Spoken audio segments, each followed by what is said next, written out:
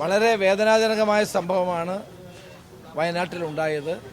ഇതറിഞ്ഞപ്പോൾ തന്നെ മുഖ്യമന്ത്രിയുമായിട്ട് ബന്ധപ്പെട്ടിരുന്നു. SP സംഭവ സ്ഥലത്ത് ഉടൻ തന്നെ എത്തി. അതോടൊപ്പം തന്നെ നമ്മുടെ ഫയർഫോഴ്സിൻ്റെ എല്ലാ യൂണിറ്റുകളിലെയും ഫയർഫോഴ്സിൻ്റെ ഫയർ എഞ്ചിനുകളും മറ്റു ഉദ്യോഗസ്ഥന്മാരും അവിടെ എത്തിയിട്ടുണ്ട്. കഴിയാവുന്നത്ര മനുഷ്യസഹജമായ എല്ലാ കാര്യങ്ങളും റെസ്ക്യൂവിന് വേണ്ടി ചെയ്തുകൊണ്ടിരിക്കുകയാണ്. വാസ്തവത്തിൽ നേരത്തെ തന്നെ മണ്ണ് മാറ്റണമെന്നുള്ള തീരുമാനം എടുത്തതായിരുന്നു. മണ്ണ് മാറ്റാതിരുന്നതിൻ്റെ കാരണം കമ്പനി അതിന് മറുപടി പറയണം.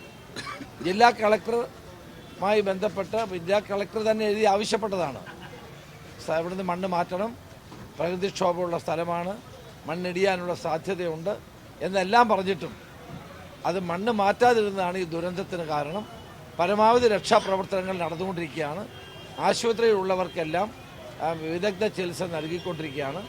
ഞങ്ങളെല്ലാവരും ഇപ്പോൾ തന്നെ ഈ സംഭവ സ്ഥലവുമായി ബന്ധപ്പെട്ട് എല്ലാ മന്ത്രിമാരും ഞങ്ങൾ ശ്രദ്ധിച്ചുകൊണ്ടിരിക്കുകയാണ്.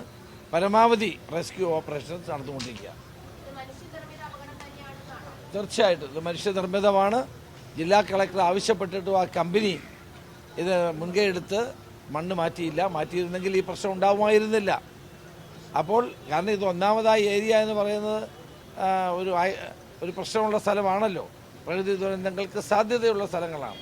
അപ്പോൾ അവിടെ ഇതുപോലെ തുരങ്കം നിർമ്മിക്കുമ്പോൾ ആ മണ്ണ് മാറ്റേണ്ടത് ഏറ്റവും അത്യന്താപേക്ഷിതമായത് കളക്ടർ തന്നെ ആവശ്യപ്പെട്ടതുമാണ്. അപ്പോൾ എന്തുകൊണ്ടാണ് അവർ ചെയ്യാതിരുന്നതെന്ന് ഇനി കമ്പനിയാണ് മറുപടി പറയേണ്ടത്. ഏതായാലും വളരെ ദൗർഭാഗ്യകരമായ സംഭവമാണ്, വേദനാജനകമായ സംഭവമാണ് അവിടെ ഉണ്ടായത്.